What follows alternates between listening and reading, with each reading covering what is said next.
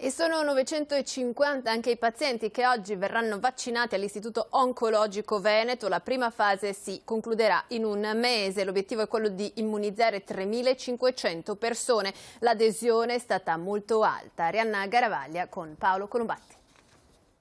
Dopo il personale sanitario, oggi all'Istituto Oncologico Veneto è il turno dei pazienti. Sono 950 le persone in lista per ricevere una dose di preparato anti-Covid nella sede di Padova e in quella di Castelfranco. Sono pazienti in fase attiva di terapia, o pazienti che la inizieranno a breve, o pazienti che l'hanno terminata nei 6 mesi precedenti. È importantissimo che questi pazienti vengano vaccinati, ma non può essere a tappeto, perché ogni paziente deve essere valutato nel momento in cui può essere vaccinato in base alla terapia. Gli oncologi dello IOV nelle scorse settimane hanno spiegato ai malati l'importanza della vaccinazione. L'adesione, dicono, è stata elevata proprio grazie al rapporto personale di fiducia tra medico e paziente. La altissima adesione a queste vaccinazioni, che per il primo giorno possiamo considerare nell'ordine del 95% dei pazienti, è veramente molto alta, ma è segno di una grande consapevolezza dei malati oncologici. L'obiettivo è sottoporre a profilassi 3.500 pazienti, persone fragili, con priorità nel piano vaccinale. I pazienti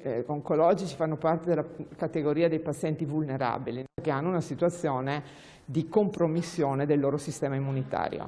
La campagna continuerà nelle prossime 3 settimane, sempre di sabato, per non interferire con l'attività ordinaria dell'istituto. Poi sono previsti richiami.